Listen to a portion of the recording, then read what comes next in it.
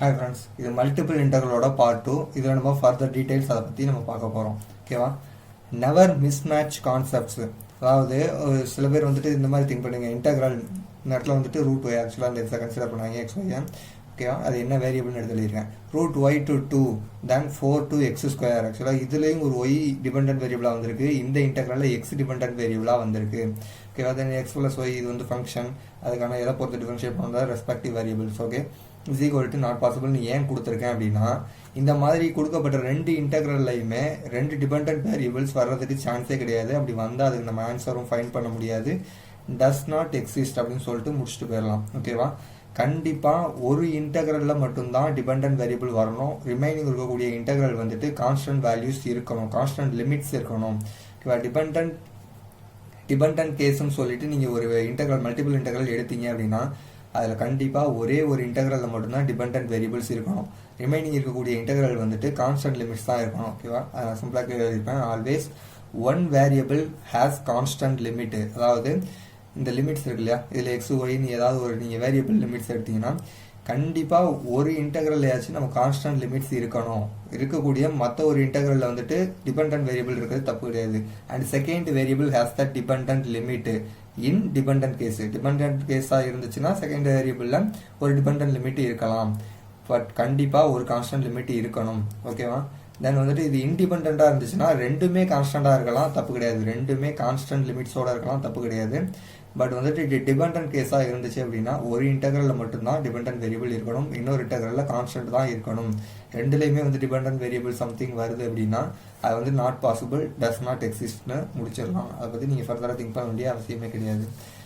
தென் நமக்கு multiple இன்டெக்ரலில் limits கொடுத்துருக்காங்க, அதை வச்சு நம்ம ஃபர்தராக ப்ராசஸ் பண்ணி கொண்டு போயிடலாம். பட் லிமிட்ஸே கொடுக்காத மல்டிபிள் இன்டெக்ரல்ஸ்க்கு நம்ம என்ன பண்ணுறது அப்படின்றப்ப தான் நம்ம இங்கே வந்து ஸ்ட்ரிப் மெத்தட் யூஸ் பண்ணுறோம். ஓகேவா? ஸ்ட்ரிப் மெத்தட் வந்துட்டு நமக்கு ஒரு டிராயிங் கொடுப்பாங்க, அந்த டிராயிங் வச்சு நம்ம லிமிட்ஸ் ஃபைன் பண்ணணும். அதில் நம்ம ஸ்ட்ரிப் வரைஞ்சி தான் நம்ம லிமிட்ஸ் ஃபைன் பண்ணுவோம். ஓகேவா?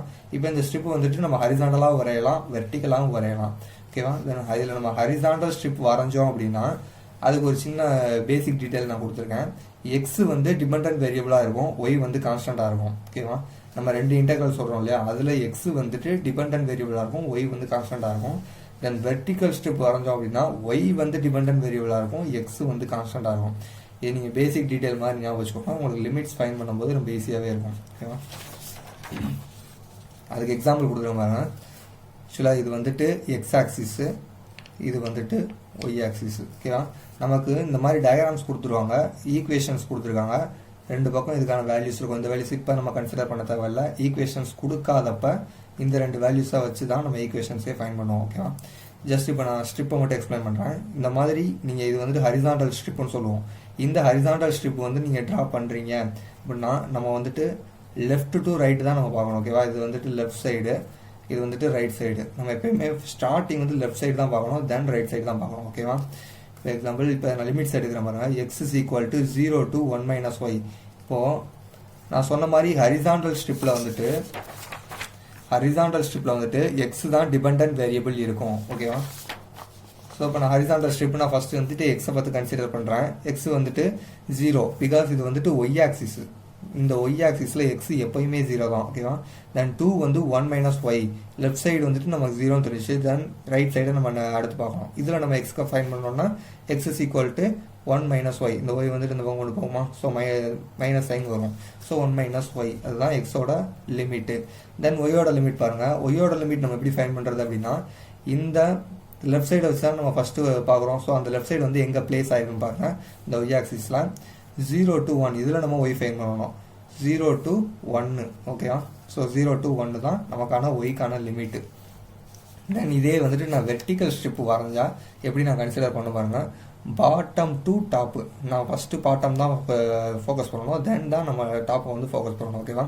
தென் வெர்டிக்கல் ஸ்ட்ரிப் வரைஞ்சோம் அப்படின்னா அதில் ஒய் தான் டிபெண்டன்ட் வேரியபிள்ஸ் வச்சுருக்கோம். ஓகே? தென் ஒய் வேரியபிள் தான் டிபெண்டன்ட் வேரியபிள்ஸ் வச்சுருக்கோம். ஸோ இதில் ஒய் என்னது அப்படின்னு பார்த்தோம்னா இது வந்து எக்ஸ் ஆக்சிஸ். எக்ஸ் ஆக்சிஸில் ஒய்யோட வேல்யூ என்னது 0. So first 0. 2 ஒய்யோட வேல்யூ என்னது 1 minus எக்ஸு.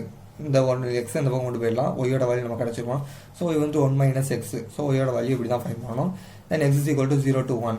இதோட பாட்டம் வந்துட்டு பிளேஸ்மெண்ட் எங்கே இருக்கும் பாருங்கள், இந்த எக்ஸ் ஆக்சிஸில். ஸோ இதில் எக்ஸை ஃபைன் பண்ணுங்கள் 0 to 1. ஓகேவா, இதுதான் எக்ஸ் வேல்யூ.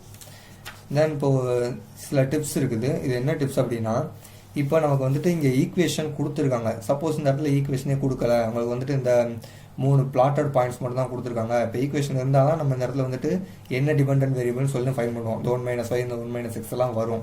இந்த ஈக்குவேஷனே இல்லைனா எப்படி வரும்? ஸோ அதை நம்ம ஃபைன் பண்ணணும். அதுக்கு பேர் வந்து ஈக்குவேஷன் ஆஃப் லைன் அப்படின்னு சொல்லிட்டு ஒரு சின்ன ஃபார்முலா இருக்குது. இந்த ஃபார்முலா படி நமக்கு கிடைக்கக்கூடிய இந்த பிளாட் பண்ண இந்த 3 பாயிண்ட்ஸை வச்சு நம்ம இந்த பாயிண்ட்டை கன்சிடர் பண்ணாங்க. இது வந்து ஆரிஜின். தென் இங்கே இருக்கக்கூடிய பாயிண்ட்ஸை வந்து நம்ம கன்சிடர் பண்ணணும். x1 y1 x2 y2ன்னு சொல்லிட்டு இந்த 2 பாயிண்ட்ஸையும் எடுத்து இங்கே இருக்கக்கூடிய ஃபார்முலாவில் y - y1 divided by y2 - y1 is equal to x - x1 divided by x2 - x1. இந்த ஃபார்முலாஸில் நம்ம அப்ளை பண்ணி நம்ம ஆன்சரை ஃபைன் பண்ணணும்.